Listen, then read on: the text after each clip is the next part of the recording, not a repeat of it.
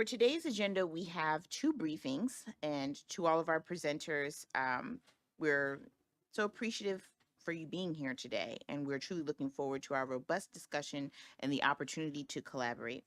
Our first agenda item will be a briefing on the Maryland Comprehensive Assessment Program, MCAP, and changes to the state assessment from Prince George's County Public Schools and Maryland State Department of Education. Although this is technically the same briefing, after the first presenter goes, we'll have questions from the committee, and then the second presenter will go, followed by questions as well. I'll turn it over to our EWD Budget and Policy Analyst, Mr. Caleb Callender, for an overview. Thank you, Madam Chair. Good afternoon. For the record, Caleb Callender, Budget and Policy Analyst, stepping in for Dr. Arun Parakin. The first briefing will be on the student readiness for the Maryland Comprehensive Student Assessment Program, also known as MCAP, which is the state's annual assessment that measures whether students are meeting grade level standards and achieving proficiency in core subjects. For this briefing, we will have two presenters. The first presenter is Dr. Douglas Strader, Chief Accountability Officer for Prince George's County Public Schools, who will present on MCAP readiness data for PGCPS. The second presenter is Mr. Timothy Guy, Assistant State Superintendent in the Division of Assessment and Accountability for the Maryland State Department of Education, who will present on changes to the state assessment and possible implications for our schools. Dr. Strader will present first, followed by a discussion, and then Mr. Guy will present. I will now turn it over to Dr. Strader. All right.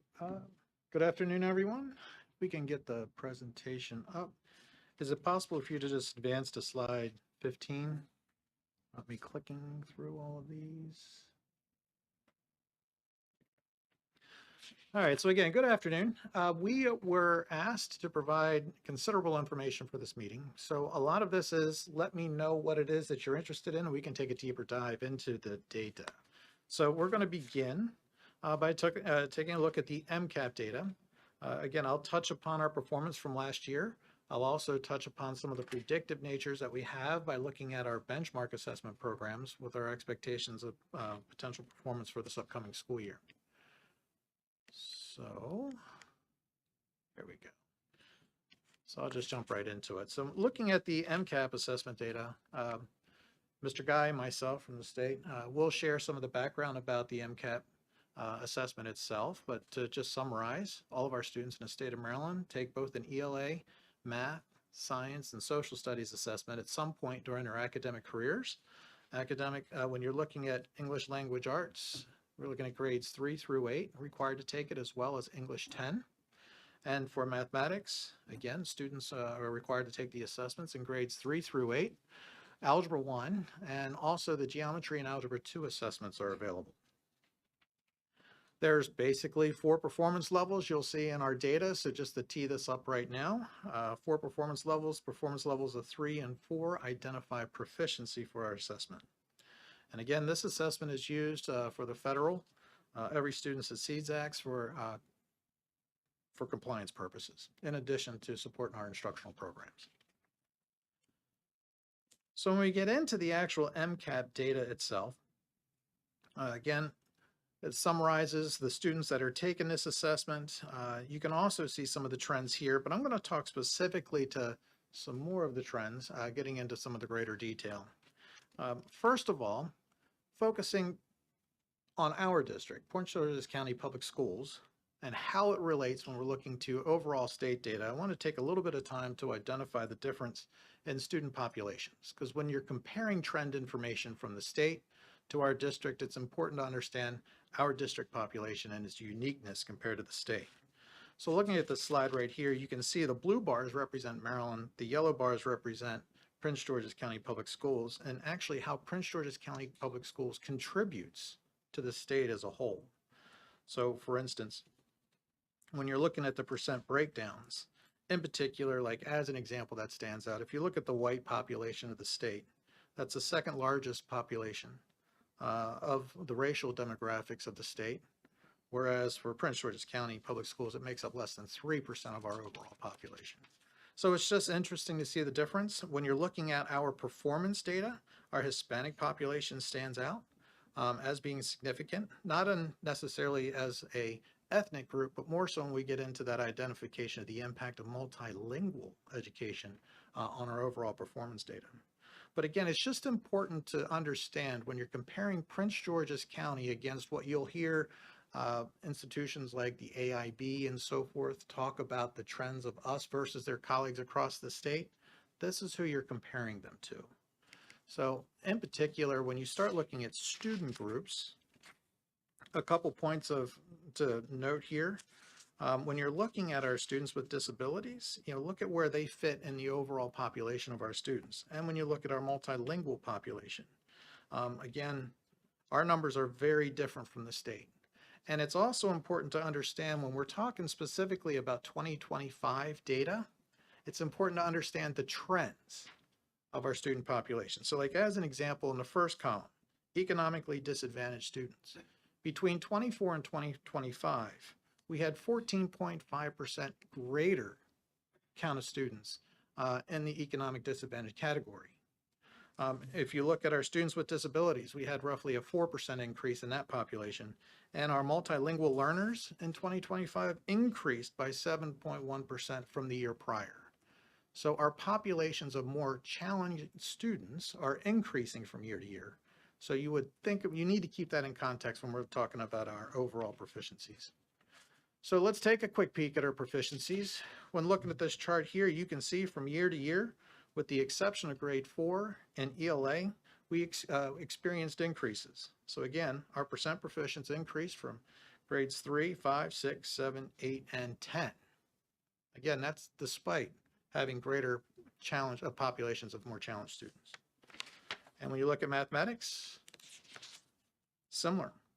We experienced, you can see here, 8 to 24% increases across all the grade levels. At the elementary level, 49% of our students, I'm sorry, I've jumped ahead of myself.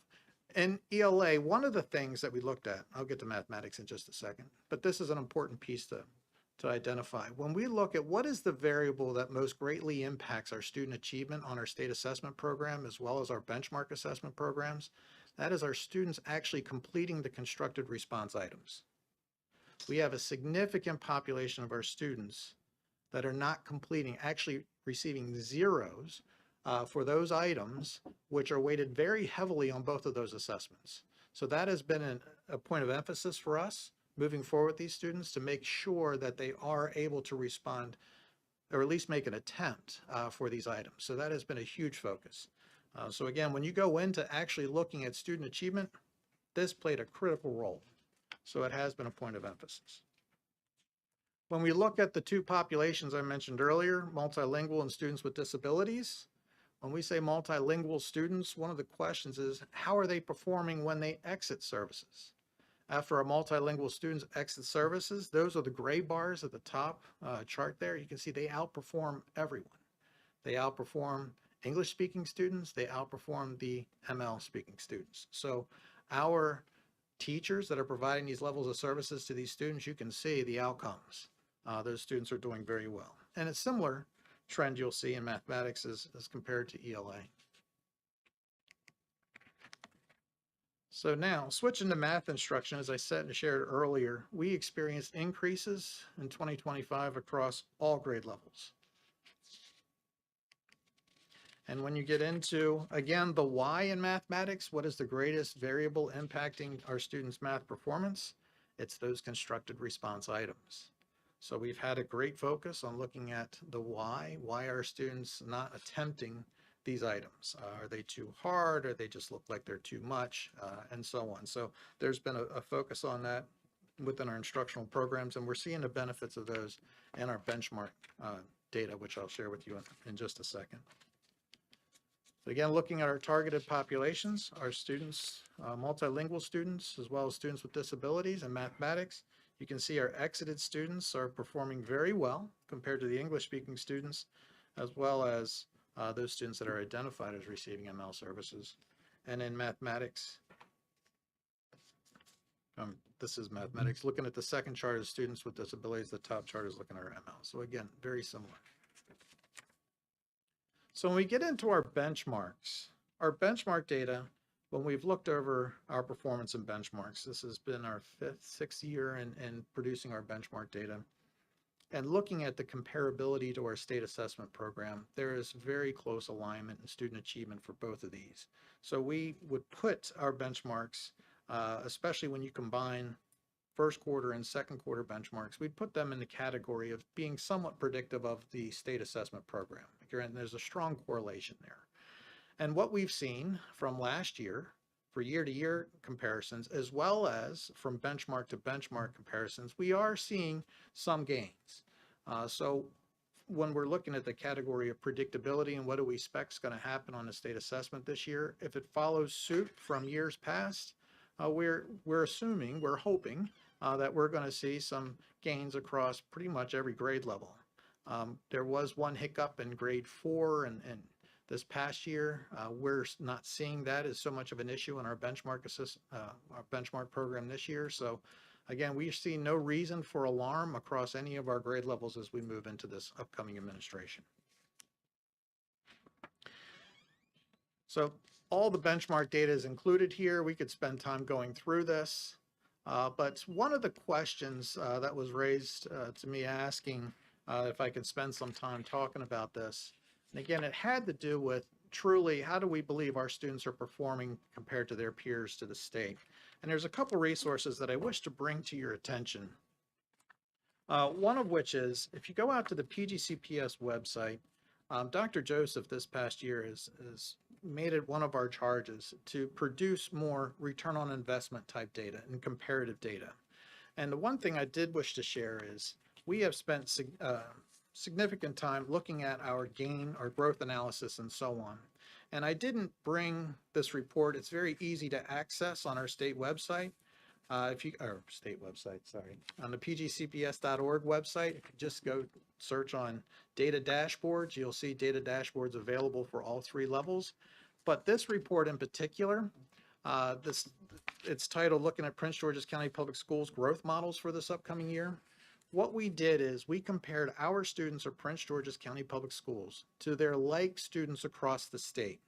MSD was generous enough to give us a student level file, where we can conduct this like-to-like analysis of our students. And what the story is our students, if they were placed in any other district in the state, you would have 0 expectations of any difference in performance. So in other words, we are not seeing any significant difference of our students compared to their like comparisons in other districts. Quite the contrary, 85% of our students in this district perform at or above their peers, their colleagues across the state.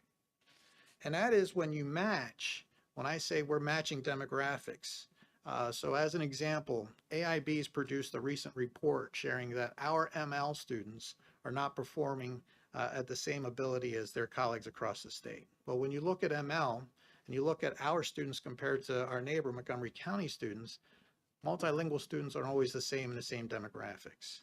So our multilingual students here are predominantly Hispanic and are predominantly immigrants. When you look at Montgomery County's multilingual students, they have a significant Asian population that's within their ML population, and they're of affluence. So even those 2 demographics are very different when you look at 2 different districts. So we spend a lot of time to try to get to the root cause of the instructional concerns that we have with our students and want to make sure that our programs are aligned to best support their needs.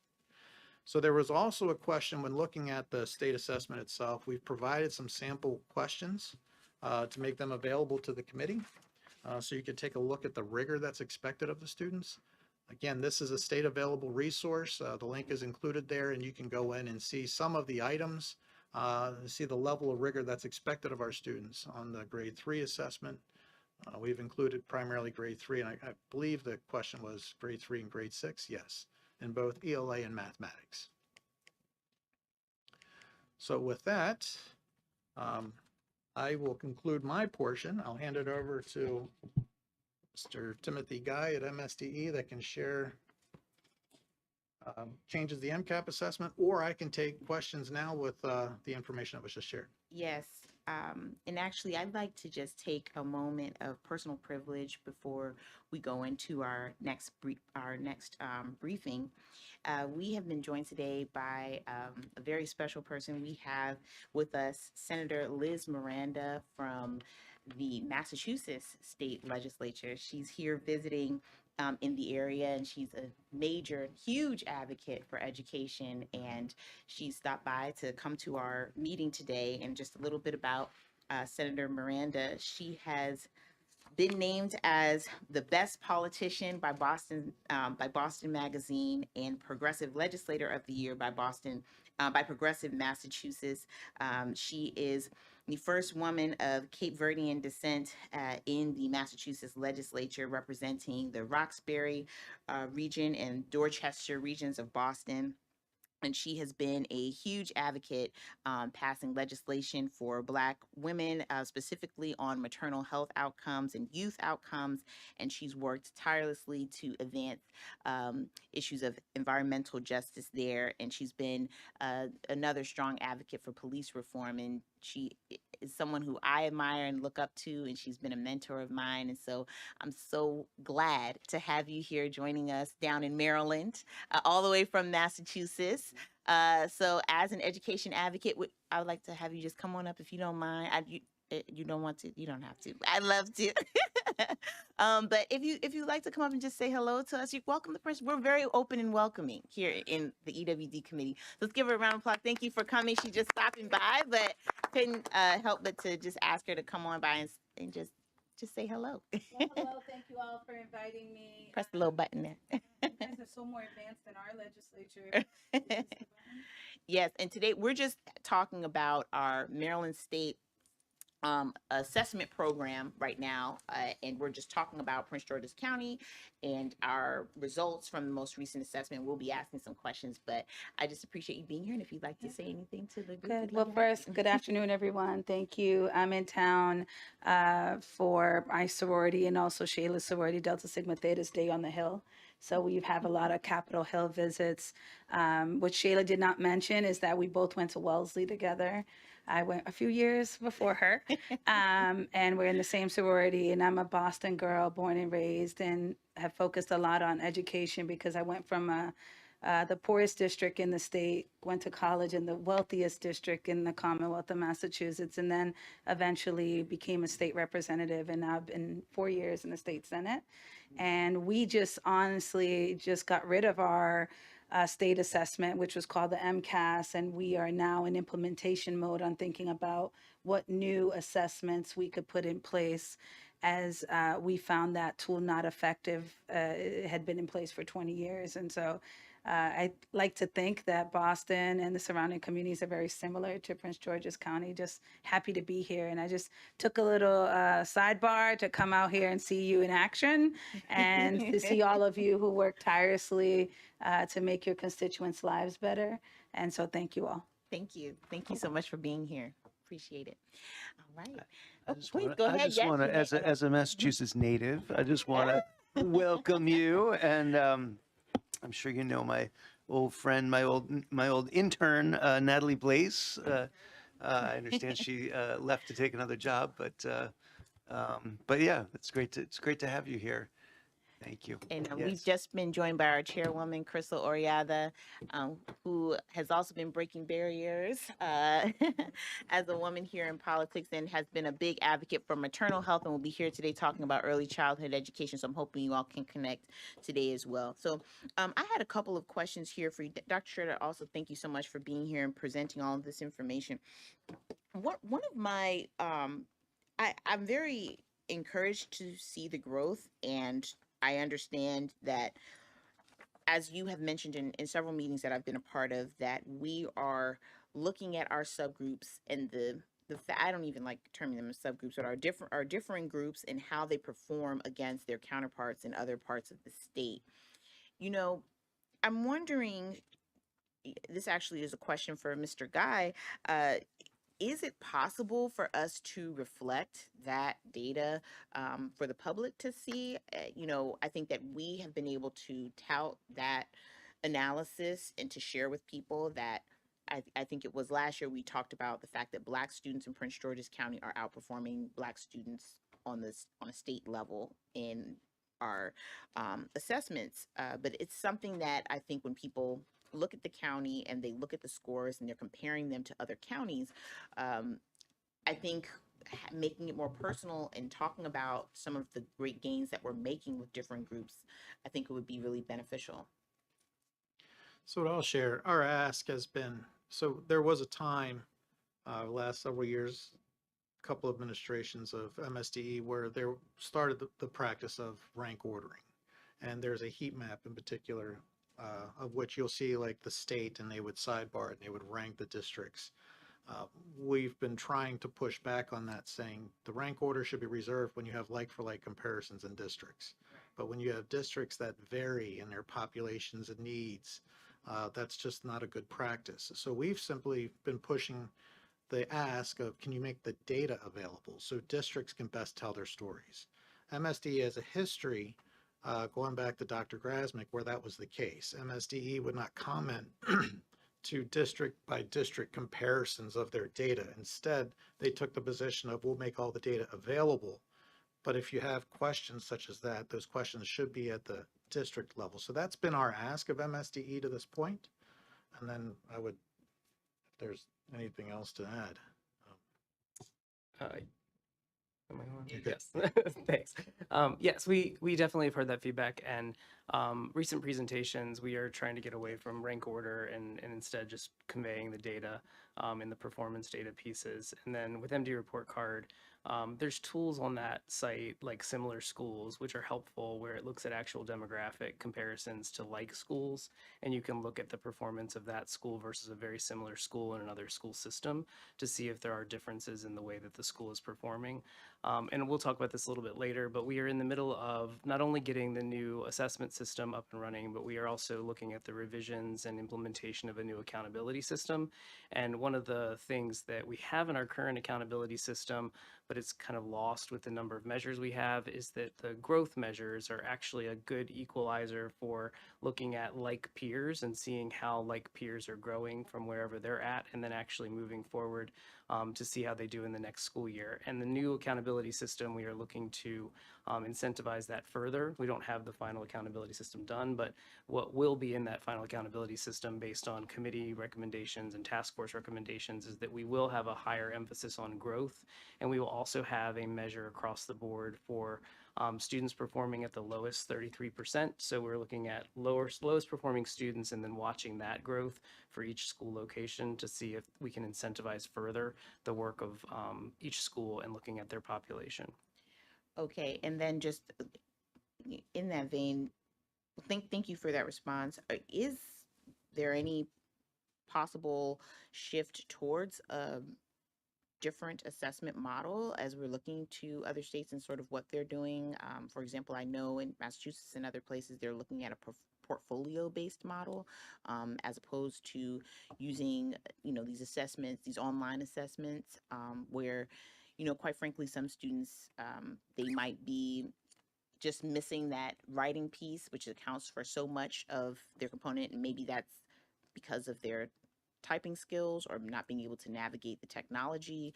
I remember being an assessment director at a school, and I mean, I think that you actually had to do a lot of technical assistance to support students with taking the assessments that were so high stakes. And so I'm just wondering, is there any possibility of us possibly moving towards a portfolio-based assessments?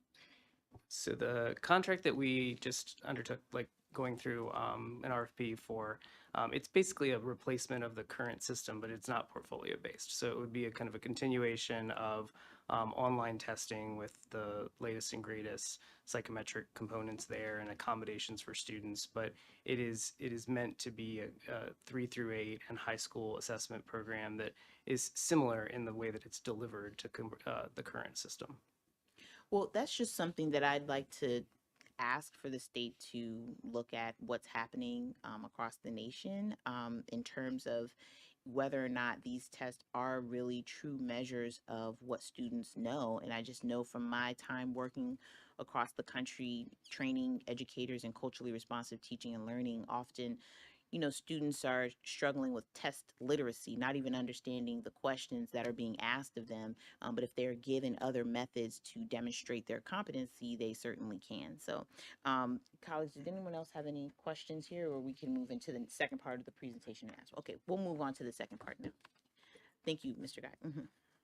Oh, and I'll turn it over for, would you like to introduce, or you can introduce and give your background as well. Hi, I'm Tim Guy. I'm the Assistant State Superintendent with the Maryland State Department of Education in Assessment and Accountability. If we can get the slides up. I just have a few very brief slides about basically the timeline of our upcoming changes, and we'll go from there. So like I said before, we have two things that are happening. We have the accountability system, which is being revised. And so the policy recommendations that we have coming out of a task force that we had at the state level, and then an accountability committee, is basically to shift the system to be a little bit more understandable and to be actionable at the school level. So one of the ways that we're doing that is to look at using a 1 to 4 rating scale for each metric so that you can at a glance see if something's good, bad, and have that kind of understanding. And then use those weights to then determine like overall incentives within the system. And then, like I said before, we're going to look at having a growth of the bottom third of students to increase that focus on growth. And then we're revising some of the progress indicators to match up with blueprint expectations for college and career readiness so that the high school metrics, which are currently more aligned to previous like 2017 type metrics, we are now looking at how are we aligning those to the current college and career readiness expectations that include IRC components and things like that, industry recognized credentials, sorry. And then we are eliminating the access to well-rounded curriculum. So if you have experience with our accountability system, we have an access to well-rounded measure that was in the elementary, middle, and high school grades. But the federal review that happens every few years came through, and that was not a good differentiator between school locations. So we're eliminating that metric, and we'll kind of reshift things around to make them work without that.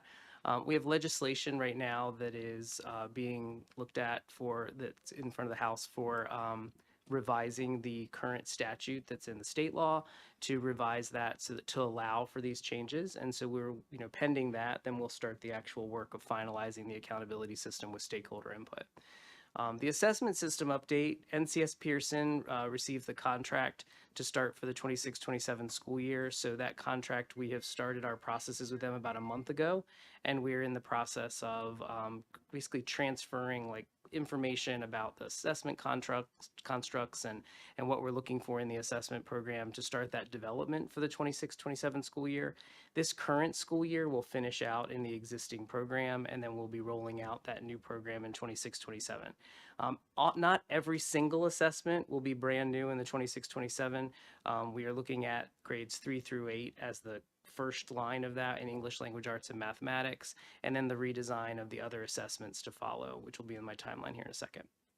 And really the emphasis in the new RFP is to increase the technical validity and go back to the way we set things like the performance levels and make sure that we've got those right. So looking at national expectations, looking at other assessment programs to see where we're at with our what's called standard setting process, where we're basically determining what the cut is, what the performance level expectations are. And so we'll be working on that after that first administration of the assessments in 26-27. We'll be doing that work in the summer with Maryland educators to then come up with the final scoring of the new assessment program. And then with the technology enhancements that we've had since the first contracts with our assessment program, we will have enhanced accommodation delivery in the new system, and that's going to be an emphasis. In the current system, we rely a lot on what they call fixed form assessments, where you can't do all of the adaptive testing and things like that for accommodated versions. We'll be doing more of the adaptive testing for students with accommodations as well in the new program. All right, so accountability timeline. So 25-26, we're doing the legislative change piece. And in 26 accountability, which is the current school year accountability, it's just a few slight changes. And then in 27, we would have our new system rollout. And then there would also be the new assessments for grades 3 through 8 happening in that same year. And then I think there's one more slide. Maybe not, maybe it's gone. Okay, so the assessment timeline changes. We are basically, for the 26-27 school year, we'll be implementing the 3 through 8 assessments.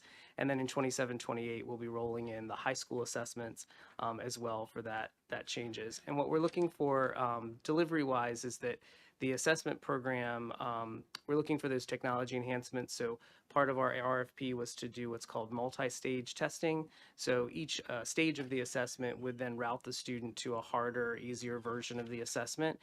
So they still get the grade level standards, but it reduces frustration and increases the precision of the score that we get at the end of the assessment. So that's what all of our assessment program will be moving to, that as we go over the next few years. And that is the current timeline. All right. Thank you so much, colleagues. Does anyone have any questions on? Go ahead. Yep. Thank you, Assistant State Superintendent. My question is, you talked about the career readiness programs in the system, and we were just talking about test scores and things of that nature in the previous briefing. So, my question would be, for someone such as myself who graduated from Prince George's County Public Schools many years ago, I had a learning disability, and all the dots did not connect until I was able to understand the importance of career and college readiness programs, whether it was through um, the technical trades, because the school system really didn't show me that I was a mechanical aptitude learner.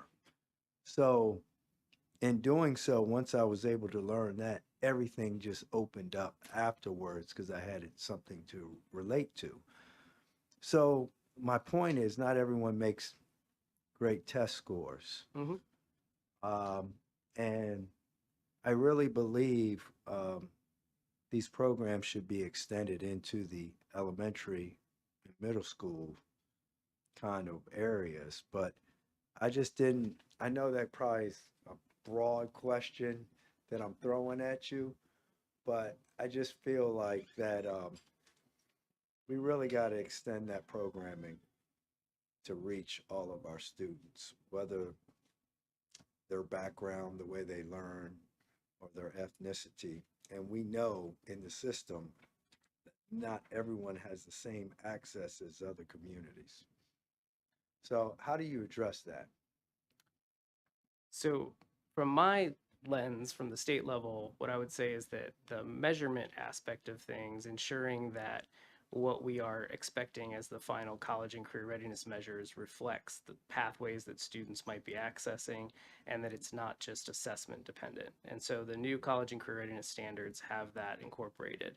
As far as the programming aspect, that's really at the local level for Prince George's County to decide how they implement something like career readiness throughout their spectrum of elementary, middle coursework. The state only dictates a certain portion of that, and then the local implementation is really where that lands. The blueprint for Maryland's future and the pathways that are expected and the career counseling aspects, and there are many components, and each district is unique in how they're actually implementing that and utilizing those tool sets. So I can't speak specifically to PG's implementation of that, but from the measurement aspect, we are adjusting the measurements to ensure that we are collecting at the end of this, the culminating activities are reflective of student actual college and career readiness that is not just college readiness as well. Yeah, I can appreciate that. Thank you. Colleagues, did anyone else have a question?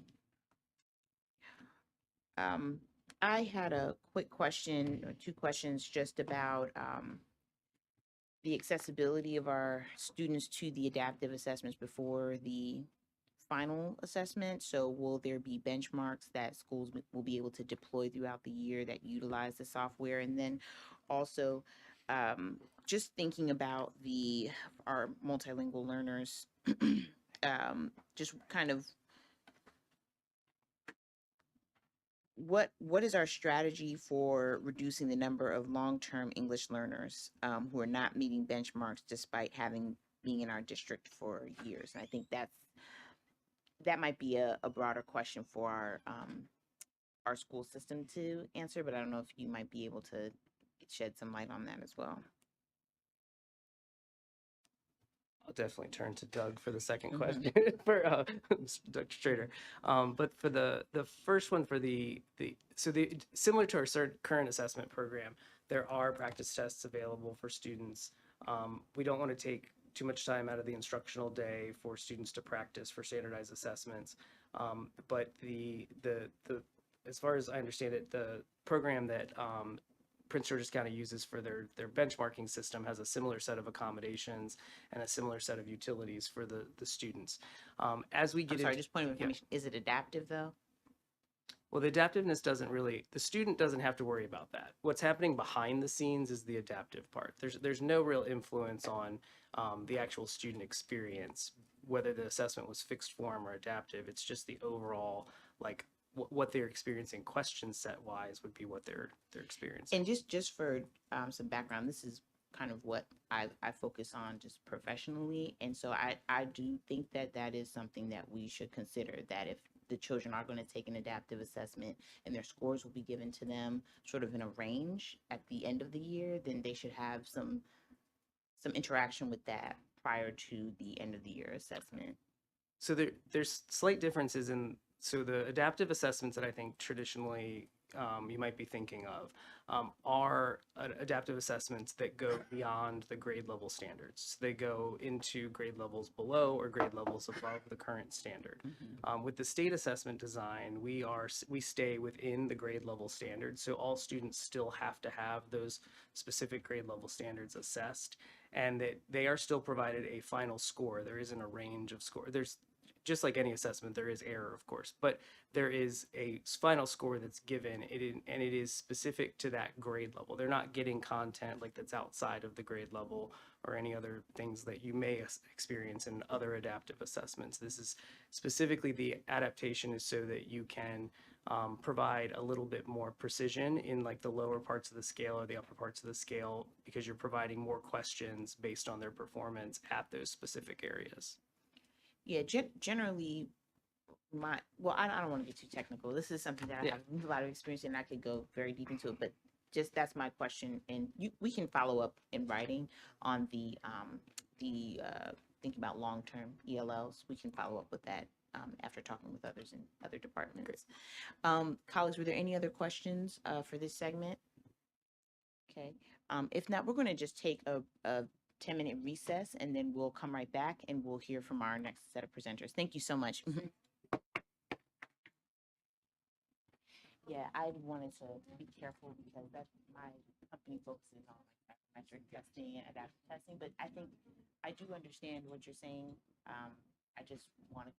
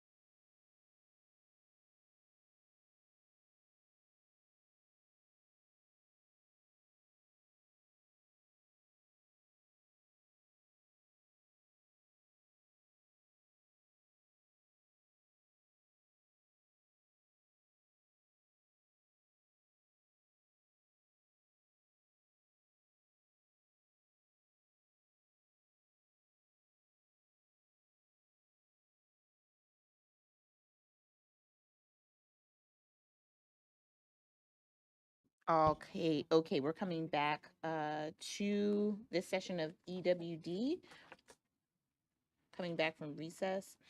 Um, So our next briefing will be on childcare, and our presenters will be from the Child Resource Connect and PGCPS. So similar to the first briefing, we will have questions after the first presentation, and then the second presenter will go followed by questions as well. I'll turn it over to Mr.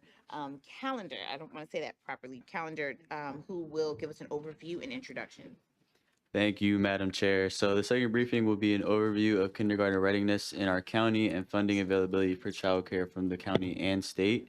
For this briefing, we will have two organizations presenting. The first presentation is from Dr. Andrea Searcy, Director of Early Learning, and Ms. Summer Carter, Early Childhood Instruction Supervisor, both representing Prince George's County Public Schools, and they will discuss kindergarten readiness and relevant data.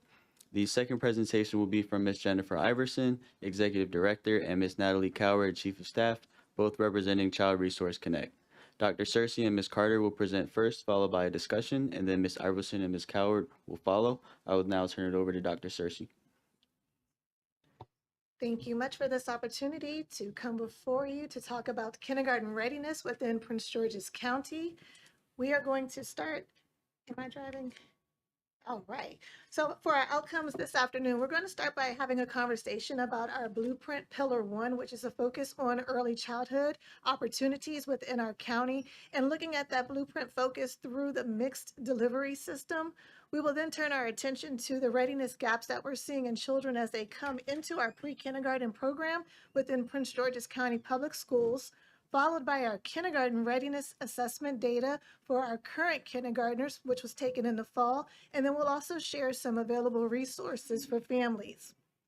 So when we think about Blueprint Pillar 1, which is again a focus on early childhood, the blueprint speaks to the expansion of full-day pre-kindergarten opportunities to families that are 0 to 300% of the federal poverty guidelines, and it's offering free pre-kindergarten for 3 and 4-year-olds through a mixed delivery system.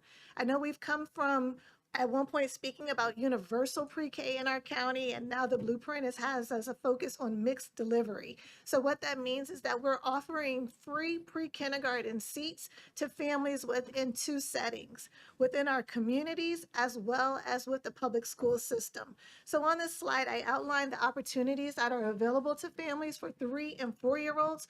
So starting with our 3-year-olds within Prince George's County Public Schools, we do offer the Montessori program, which is a lottery-based program.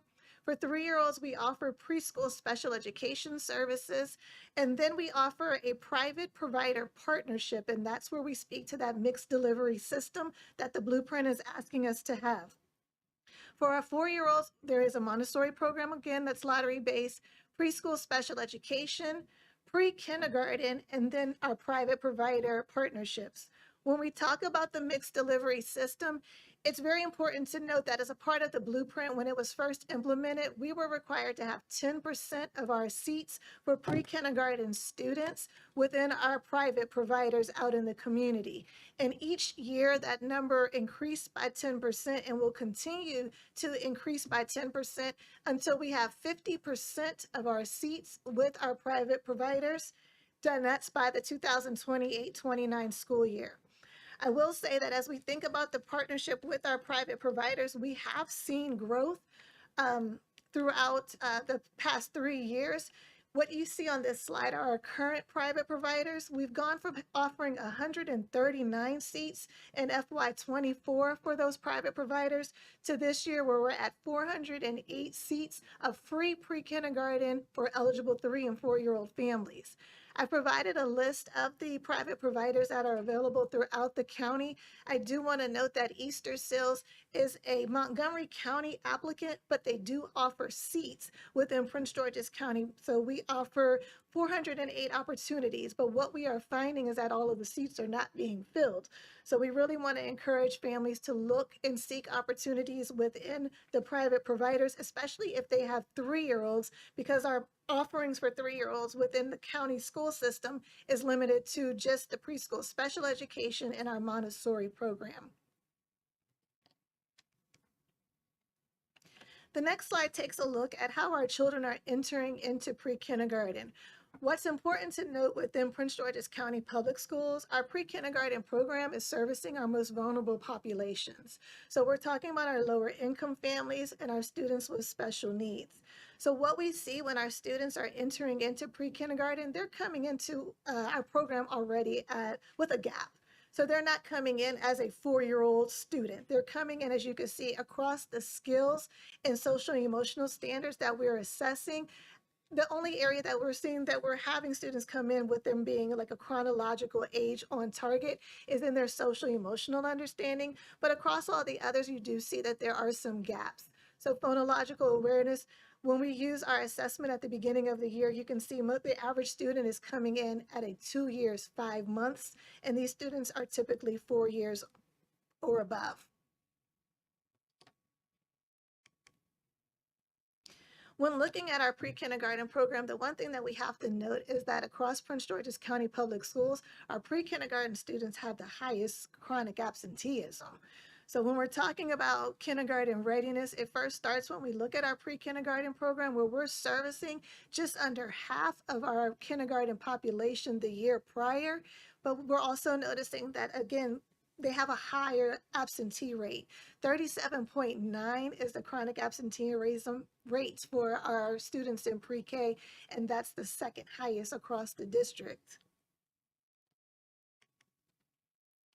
So when we shift our focus to now looking at kindergarten readiness assessment, we've had our pre-kindergarten students with us for 180 days and they move on into kindergarten. In the fall of every year, we have a kindergarten readiness assessment. It's administered beginning the first day of school and has to go through October 10th based on the legislation. This is our first year administering the new kindergarten readiness assessment, but this readiness assessment is looking at 3 areas. We're looking at the early literacy, the math skills, as well as the social emotional development of our students. When we think about this new assessment, it is a computer adaptive assessment. So for the literacy, it's a 10-minute computer adaptive assessment that is offered in both English and Spanish.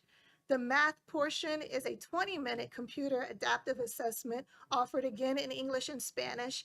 And then there's a social emotional component where teachers are doing a survey to rate the students' social, emotional, and academic risk screeners to see how they are coming into their classrooms. On the slide that you have in front of you is just showing, I know Dr. Schrader was just before us and he talked about ranking school districts. So with the kindergarten readiness assessment, they are still showing in the state assessment where we're falling across LEAs. I did add in the state average. The state average was at 57%, and this is for the early literacy assessment, and this is the English assessment. Prince George's County is at 46.3% of our students on the English assessment demonstrating the readiness. It's important to note that with this new kindergarten readiness assessment, the students are given this assessment in English and Spanish based on their home language survey. So if you are a Spanish speaking family, you're going to take the assessment in Spanish and you're also going to be given the opportunity to take the assessment in English. So the scores that you see reflective here are going to include students who may have also taken the Spanish assessment and scored higher, but their scores are going to count for whichever assessment they took. So a student A may have scores in both the English assessment as well as the Spanish assessment. But we're pleased to say we're at 46.3. We typically find ourselves on the lower end, but we're happy with where we are. And you'll start to see when we go through the next slides why it's important to looking at the data a little bit deeper based on our population. So for mathematics, we find ourselves at 54.1. The state is at 55.3. We're noting the local LEAs that we're outpacing Anne Arundel and Baltimore City. Some of those that we've never found ourselves in close comparison to. We're doing a very great job in the area of math. But when we flip over now to the early literacy Spanish, remember the students that have the home language, they can take the assessment in Spanish. If that home language shows that there is Spanish spoken at home, they must be given this assessment in Spanish. And then they can also be provided the opportunity to take it in English. When you look at the Spanish assessment, you'll note that Prince George's County Public Schools, 50% of our Spanish students that were assessed were 50% of them were having the proficient level skills and early literacy under a Spanish assessment. It's important to know when telling the story about Prince George's County Public Schools, we had over 2,766 students who took that assessment in Spanish, which is the largest in the state. So when you think about our numbers in comparison to the state, given our large number of Spanish-speaking students, it's on par with the state in that area.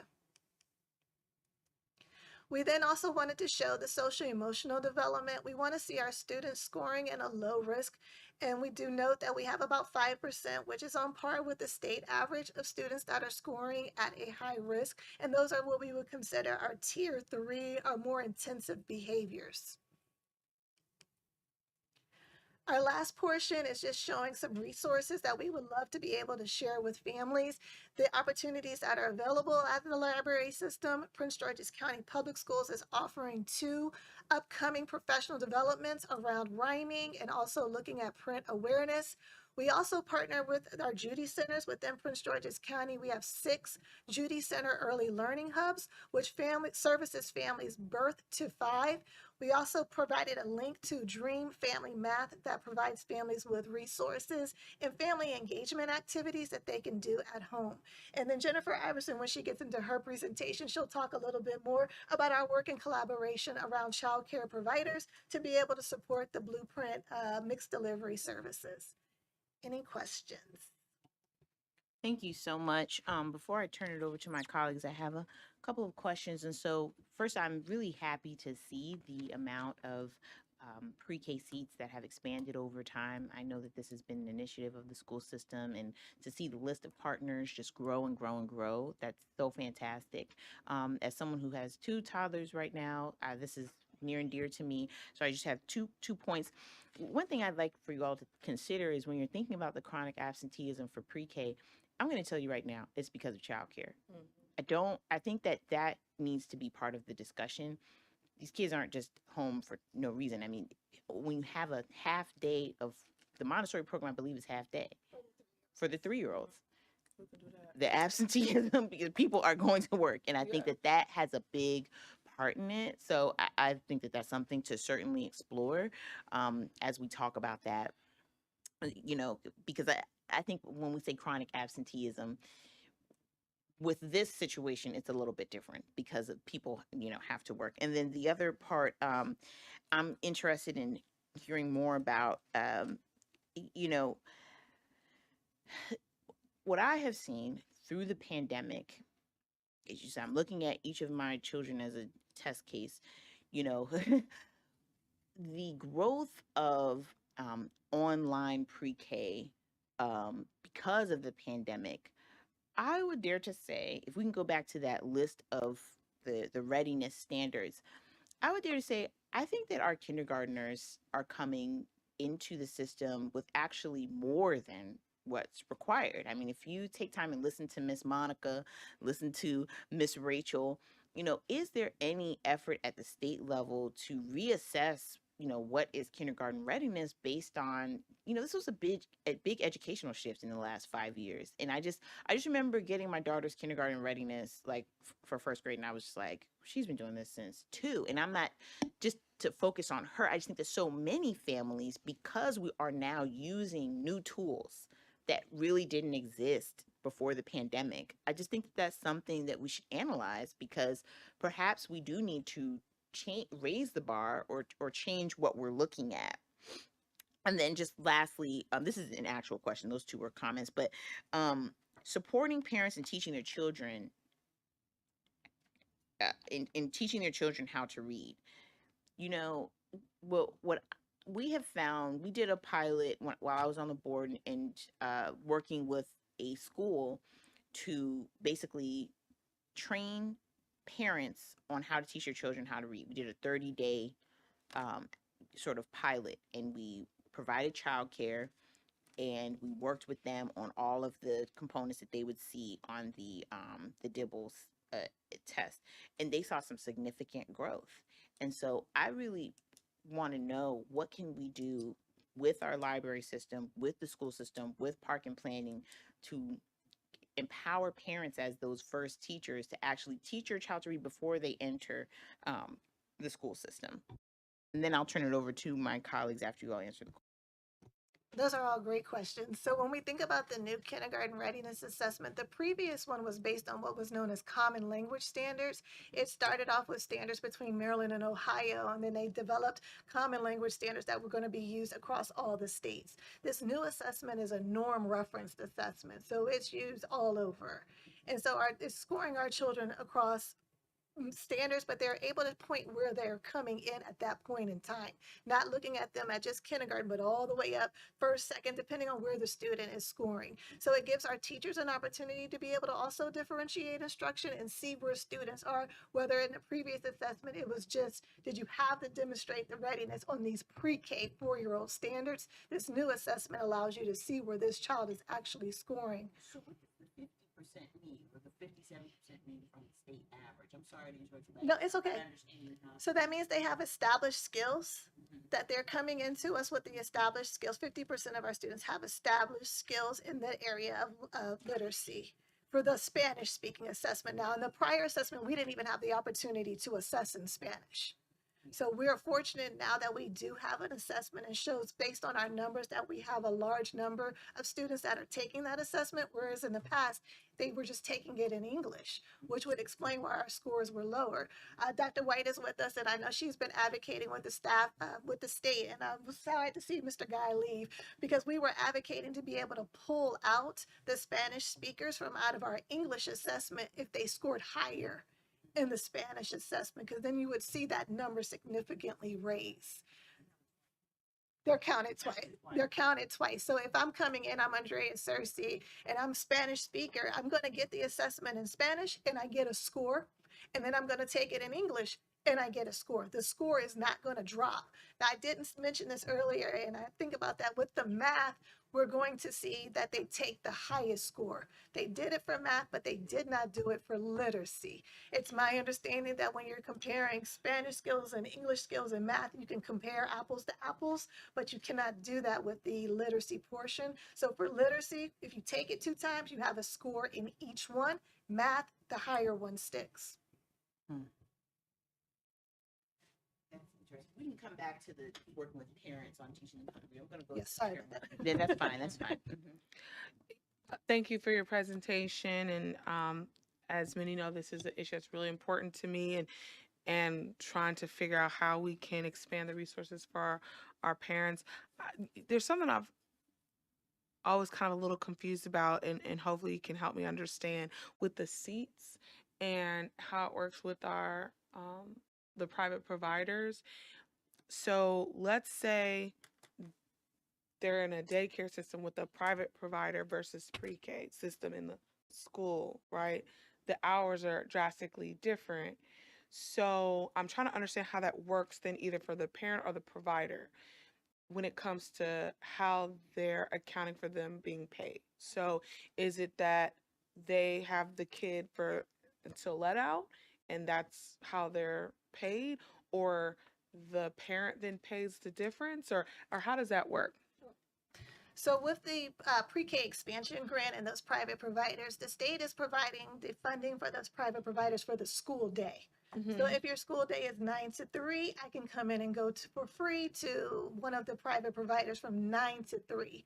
If I'm a family that needs those childcare services, I would be paying the provider for the wraparound portion. I don't know, Jennifer, you can speak about the scholarship opportunities that may still be available, no longer available. Okay. They're not. That's why we're here together.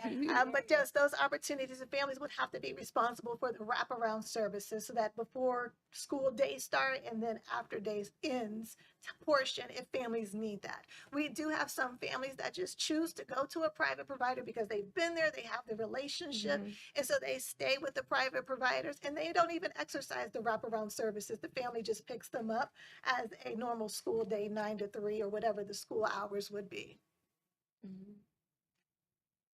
And okay, so that they'll pay the difference, and that's just calculated on a case-by-case basis. That's And correct. worked out with the It's worked out with the private provider and the parent. Yes. Okay.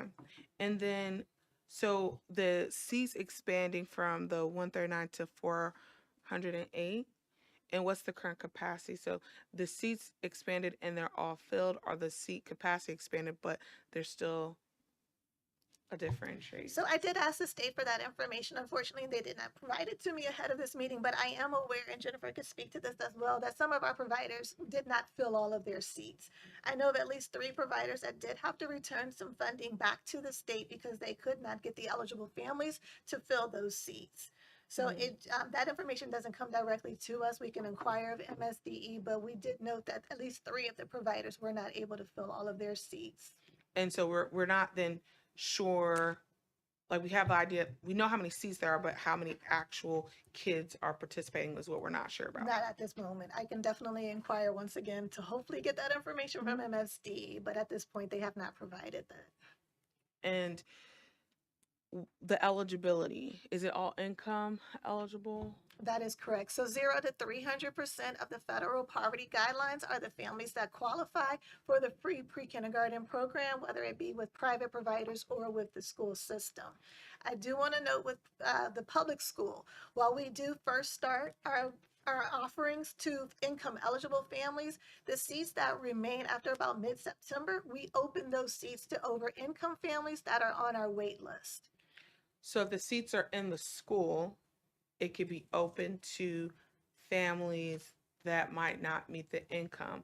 But if it's seats that are provided through the private provider, it has to meet the income. That is correct. And do you guys have the, like, I always like to see the income.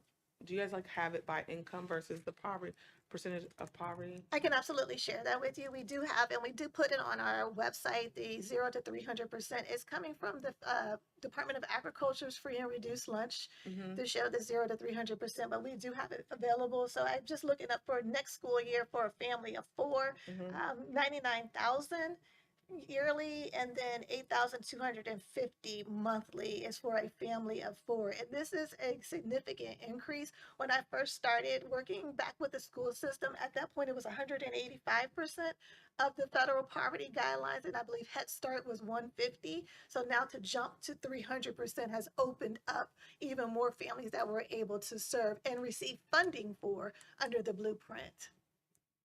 Got it. And for the providers, have you surveyed the providers to ask them what they feel like is the largest gap for not filling their seats? So I think it's awareness. It's a change in perspective for families too, to know that they can get the same quality that we're offering in the public school system with our private providers. And so that messaging is really important to get that information out to families that these seats are even available. Like, this is new to be able to say that we have free pre-kindergarten at these private providers throughout the county. So we're really working to message, and we've been working in collaboration with the Child Resource Center and MSDE and yourself when we get ready to release next month to be able to share that information to families. We have the current list of providers in the grant application for MSDE. Those applications were submitted on March 11th. So we expect the list to grow. As soon as we have the official list, we will definitely be sharing it out with you as our partners to be able to share with families so that we can get this information out. Now, one thing I do want to note is that in the past, MSDE has delayed the grant notifications. So families wouldn't know until July. By that point, many families have already made a decision on where they're going for the upcoming school year. Right. So the ask has been through the AIB and with MSDE to try to provide us with who these private providers are early so that families can make decisions. School systems are opening up enrollment in April. Families want to know then who else is available so that they too can make decisions. July was just a bit too late for families. And just out of curiosity, so is it that a family just applies through maybe the school system and then they could be placed in all the seats that are open, or I actually have to go apply to each of these individual providers versus there being a centralized way of handling it? That is a great question. Now, that is the utopia that we're trying to, the blueprint does say for us to have a centralized enrollment system. Okay. We are still working to try to figure out what that could look like with our private providers so that families could have a one-stop shop. Just to give you some comparison, in Montgomery County, they do have a centralized enrollment system, but they're utilizing their Head Start model. So Head Start, they're registering the families through their Head Start model and utilizing their family service workers. So that staffing is about 35, 36 people. My office is 10. So we're just are not staffed to be able to function where we're able to service over 5,000 plus families from a one-stop method. But the goal of the blueprint was to have a centralized enrollment system, and then we're continuing to think how we can open this up, have a computer system, whatever it would be, as well as the staffing to support families in a centralized way. So right now the list is available to families, and so they're contacting the providers typically based on where they're living or where they're working to say, do you still have seats available, or I would like to enroll my student. And then in some of them, they're very popular. And so as the children are coming up, they already start to go for that. They already know that they want to get into one of those seats. All right, last question. I apologize. Back to, I'm wondering just, and this might be what you guys do now, is like a temporary fix. So if I'm a parent and I apply first through the school system for one of the seats that are in one of the schools, and I assume maybe it's a eligibility and first come first serve type situation, and I'm eligible, but the seats are full. What am I at least triggered as, you are eligible, now here's a referral to the list, or it's I don't know either way, and then I start the process again when I go to the private provider?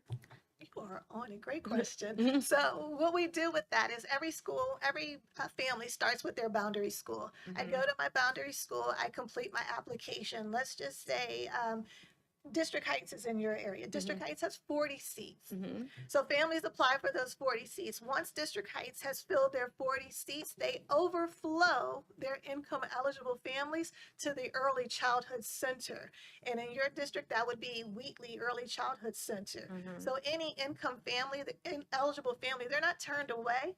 They're given an opportunity to go enroll at H. Winship Wheatley with transportation to be able to continue with pre-kindergarten. So it allows us to also be able to meet the least restrictive environment. So that's where we utilize our early childhood centers. Each one of them have anywhere between 3 and 8 pre-kindergarten classrooms, and every school within our district, once they are filled, has an early childhood center assigned to them to move families that are eligible to that early childhood center with transportation. And what we're finding is our enrollment is decreasing. We're not filling our early childhood centers because our enrollment is declining, particularly with our kindergarten and pre-K population. Remember, our kindergartners are the children that were born during COVID. Pre-K children are the ones that came in the year behind them, but we're noticing about a 10% dip in our enrollment numbers. So this year in particular, we had a hard time filling our early childhood centers because our boundary schools were not filling. And so even when we started to offer up seats to over income, we didn't have the number of children to move to those early childhood centers. So we had to make some tough decisions with classrooms based on the enrollment numbers, but we're just starting to notice that decline. And based on our pupil accounting, they expect a decline about 10% for each year. Perfect, thank you. I'm sorry, and I just think that definitely could be due to lack of knowledge, that people don't understand that they can still apply if they're over the income threshold. So that's something we should definitely discuss on how we can help make people aware of what their options are. Colleagues, any other questions before we go to the next component? Okay, we can go ahead now. Thank you. Go ahead, Ms. Coward. Hi, everyone. Thank you. I'm Natalie Coward, Chief of Staff representing Child Resource Connect, and we are located right across the street. We are a local nonprofit that has been let's get our, I don't know what the bread. It's not on our slides. There's no slide. Oh, There it goes. Okay. And we've been in operation since 1990 and treasured partner of the county, and we just look forward to continuing our work. And so just presenting on childcare and school readiness, there is no way to speak about childcare without speaking about childcare professionals. And as it stands right now, wages are low and benefits are rarely offered. And according to Prince George's County 2025 childcare demographics published by Maryland Family Network, the average gross income of a family childcare provider is not meeting the rising costs as we have known. And with the pandemic, what that did was expose the fact that childcare providers are essential workers. And yet, while we can say that public school teachers do not make nearly enough, but as you can see on the slide, they're at 85,565 on average, and at 59% less, family childcare providers are at 34,873. And so that's not enough to make a living wage. And it continues to decrease as we go to looking at the childcare center director's role, the center staff and teacher at 23,116, and then a center aide at 15,778.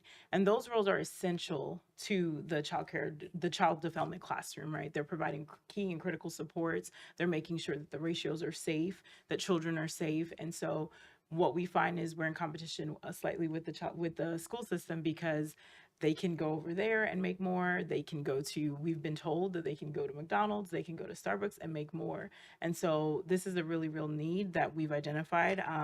Currently, right now, 20% of a family's income in Prince George's County is required to meet childcare needs at $23,735 per year.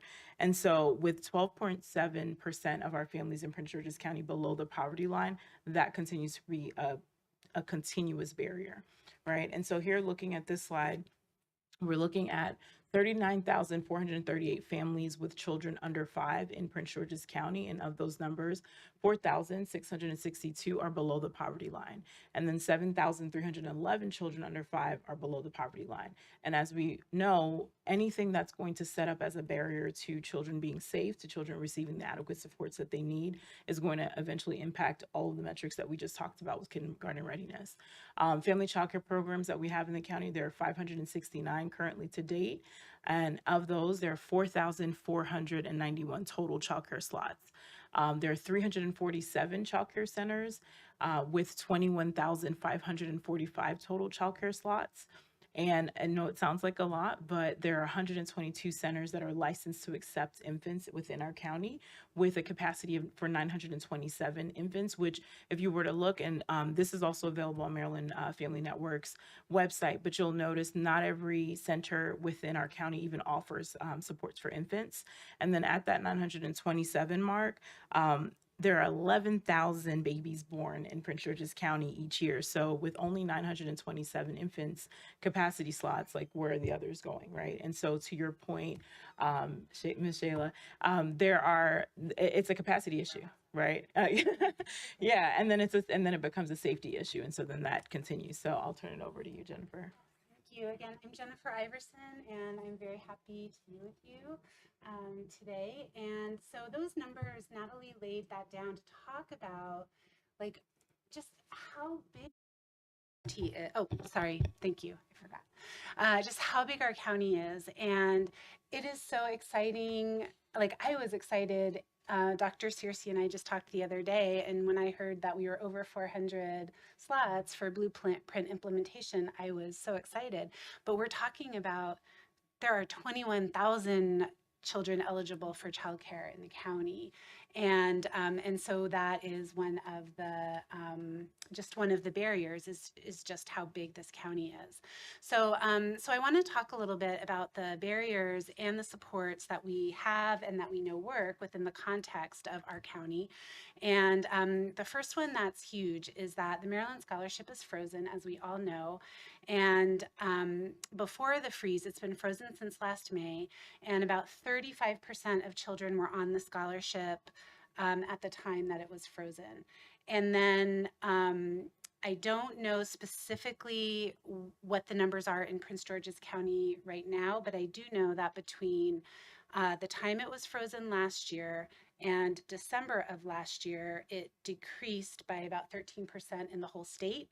So if we assume that, there are fewer children that are able to access the Child Care Scholarship. And what is really important to know about the Child Care Scholarship is that it's tied to Maryland Excels, which is the quality rating system. And the idea around tying the Child Care Scholarship to the quality rating system for Maryland was because we wanted the children that were the most under-resourced and the most in need of high quality programs to be able to get that program. So and just to give some context, because there are a lot of implementation barriers that have happened over the years, but in some ways, the scholarship being frozen aside, we have programs that do not want to participate in the Excels program because there have been lots of ups and downs with MSDE's ability to implement it well. Like, so for example, providers not getting paid.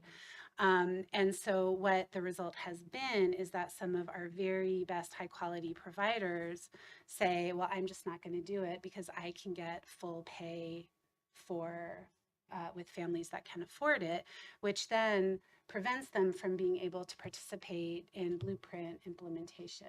So so that's a huge issue. And the other thing to note is that through a lot of advocacy in 2022, the eligibility for families to receive the scholarship was expanded, and it went from 22,000 in the families in the state getting the scholarship to 47,000. So it nearly doubled. And I think that probably shows up in some of the improvements in school readiness, because we had more children in high quality programs that were tied to Excel. So so another barrier, oh, and so I do know, related to that barrier of, so the scholarship is frozen. No new families are able to get on the scholarship. But even so, in Prince George's County, about 51% of family child care providers participate in the scholarship program in the first place, and about 46% of child care centers. So that is something that can be addressed with just consistent implementation on the part of MSDE. And I feel like they're working on that, but we haven't quite, I think it's better right now from what I've heard. Like it comes and goes because they'll change how it's implemented. And that's another overarching theme, is that childcare in our county is highly regulated at the state level, and there's not a lot that we can do about it. So, and inadequate supports for childcare providers are just that there are a lot of shifting requirements coming from the state level that make childcare providers not trust the system. And a good example is even, I've worked with Dr. Searcy for years trying to get more programs to participate in the community-based childcare, which we believe in because it solves that issue of parents being able to have their kids in childcare and in pre-K, because it can be one program, which is great. And even family childcare can participate in the blueprint, which is great because that's a really good setting for some children. So I lost this. Can you get it? So so the child care, and then I lost my place. Thank you. Can you go back one more? Two more. Oh, one more. Yeah. So and then so there are just change. Oh, what I know what I was saying, that some of the reasons the programs did not want to participate is because they didn't know who was going to have their back. Like, what if I change my whole model and I do this and then I don't fill my slots? What happens? And so MSDE doesn't have, not our school system, MSDE doesn't have a good track record for in the early childhood space for consistently supporting what they say they're going to do. For example, the Maryland Child Care Scholarship, the credential was an example of a support that was suddenly taken away, and then it, kind of breaks trust. So childcare is a very hard space to be in. When I say spotty connections with Prince George's County Public Schools, spotty is not the best word. It's really just the massive number of childcare providers that we've already shared with you, and how many you said you have 10 people in your shop. We have like 6 people focused on working with childcare providers. So we cannot possibly facilitate all of that transition between our 2 offices. And, but I have coming up successes that we do know happen. As well as early intervention for children with special needs. It's also on our supports slide, but obviously early identification of children with special needs is critical to school readiness. And we also know what works, and it's with all those childcare providers making sure they know about and have access to screening tools, referral processes, and parental supports for children. So some of the supports: fix implementation, unfreeze the scholarship would be great. So this slide in many ways is just a reverse of the other slide, because we know it works. And so my final slide just talks about some of the things that we know work, but it's a matter of resource and capacity. So one example is Infant and Early Childhood Mental Health Program, which is something that our organization operates, where for any child in childcare, a parent or a childcare provider can refer that child if they are demonstrating difficult behaviors, or and that is a way for us to get out there and figure out if that child needs to be referred for further assessment, in which case we've caught some early intervention, or if it's in the environment of early childhood is not developmentally appropriate, and then we coach them, which helps that child as well as every child in that program, which then supports school readiness. And that program has referrals for assessment. Parent engagement is a huge part of this, as has already been mentioned.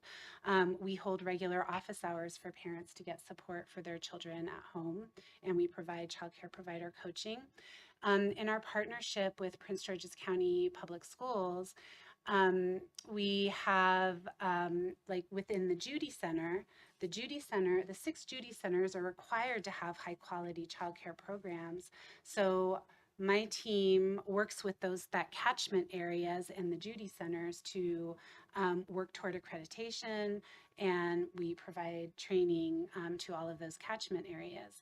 But again, it's not sustainable when we're talking about these 400 childcare centers and childcare providers.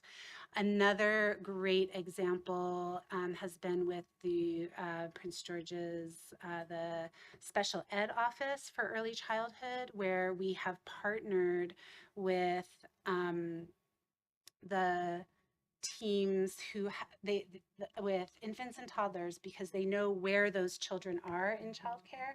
And so then we go out there and make sure that environment for those in those childcare programs is adequate for those children that are needing additional supports. And another thing we've done with the school system in past years was to just really do intentional transition activities, which is to where we've collected a bunch of childcare providers, and we've had people from the school system come out and share about the learning standards, and to also encourage childcare providers, like, this is how you are promoting, these skills, even if you don't really know. And Dr. Searcy has done a lot in inviting childcare providers to join in with them, but in the end, we are unable to sustain it because of capacity more than anything else. So, and I will stop there. Okay. Thank you so much. I wrote down so much here, just from my understanding, and just you can just answer everyone back and forth. Is there no one that coordinates between your 2 groups? Just like one person at the county level?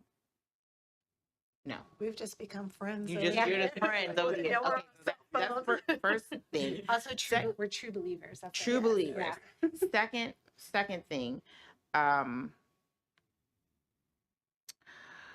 do you think that decisions around childcare should be at the local level, not controlled at the state level in terms of allotments, seats, who goes where?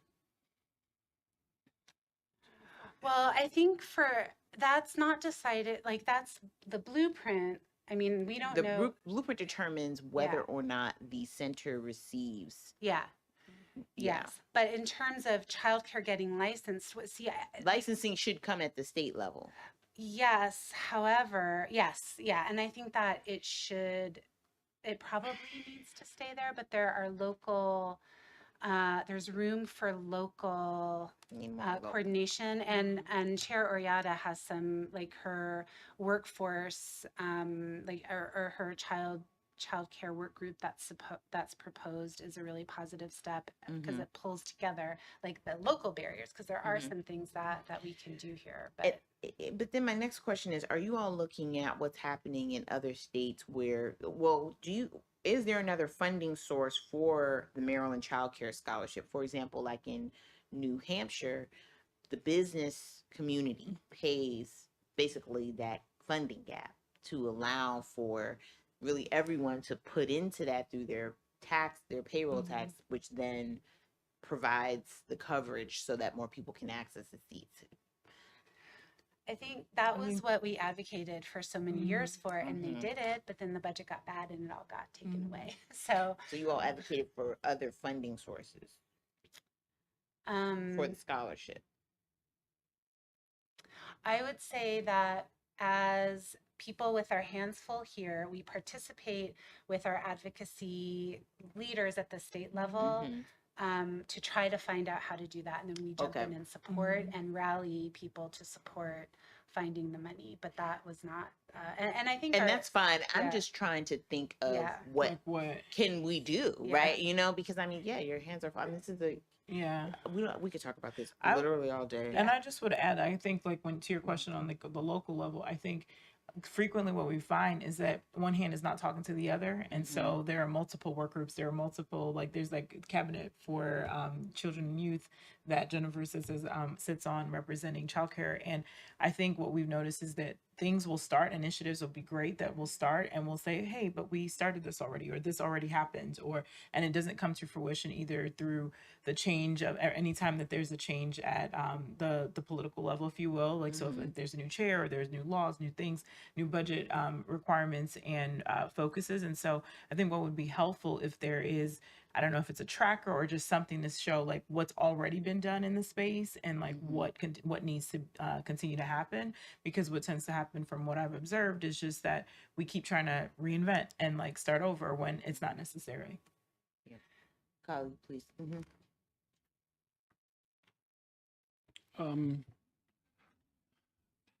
Do you know how much there is statewide for the scholarship? What the budget amount is? They just did a I know we were just in our early childhood advisory council meeting last week.